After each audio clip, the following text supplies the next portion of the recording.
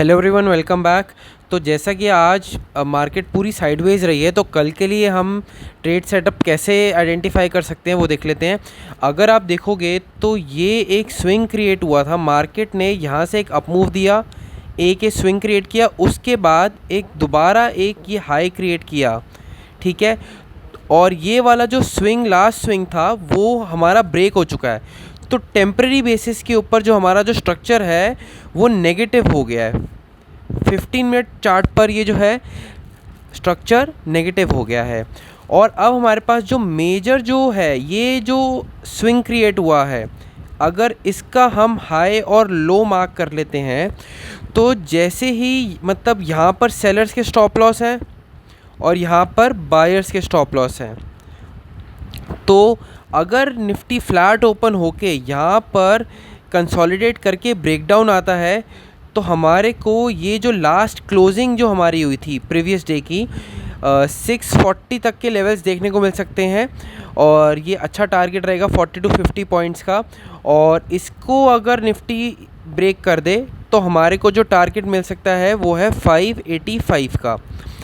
तो ये दो टारगेट्स हो सकते हैं अगर हमारा ये जो स्विंग लेवल है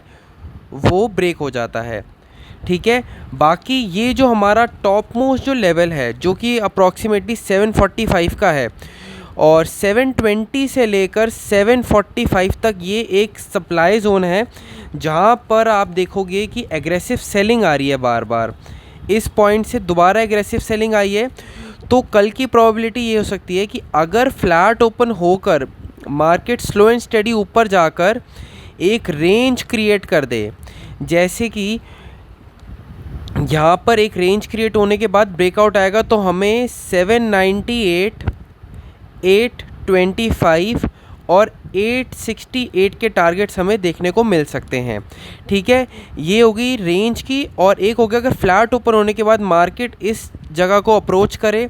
फिर मार्केट एक पुल बैक दे और तब एक ब्रेकआउट आए, तो हमारा जो स्ट्रक्चर है वो जो नेगेटिव स्ट्रक्चर बना है टेम्परेरी बेसिस पे, यहाँ पर ये हाई क्रिएट हुआ, ये हाई लो हुआ और ये लो और ये लो,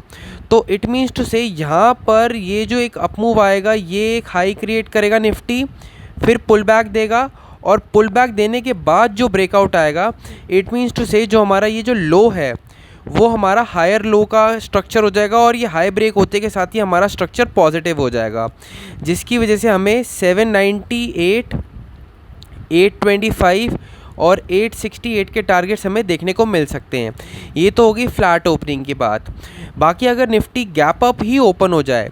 तो उसके बाद हमें वही देखना है कि रेंज बने, ब्रेकआउट आए, तब हम ट्रेड करेंगे, या तो गैप अप ओपन होने के बाद एक पुल बैक दे निफ्टी, फिर उसके बाद एक स्विंग क्रिएट करने के बाद जिसकी वजह से हमें एक एसएल का एक लेवल मिल जाएगा। तो अगर इसको फिर निफ्टी ब्रेक करेगा तो हम इसके नीचे का स्टॉप लॉस लेके टारगेट्स हमारे वही सेम रहेंगे। बाकी अगर गैप अप होने के बाद काफ़ी अच्छा रिजेक्शन मिलके निफ्टी नीचे आए, ऊपर जाए और इस अपने हाई को डिफेंड नहीं कर पाए और ये अपने लो को ब्रेक कर दे, तो फिर हम सेल कर सकते हैं 677 के लिए और 642 और 585 के लिए, ठीक है। ये तो होगी गैप अप ओपन की बात। बाकी अगर निफ्टी जो है गैप डाउन ओपन हो जाए इस लेवल के आसपास या इस लेवल के आसपास, ये एक्सट्रीम केसेस हैं कि 585 पे निफ्टी गैप डाउन ओपन हो, बट अगर 642 पे अगर गैप डाउन निफ्टी ओपन हो जाती है तो हमें 5 मिनट के चार्ट पर देखना है कि स्ट्रक्चर क्या बनता है हमारा। जैसे अगर आप यहाँ पर देखेंगे तो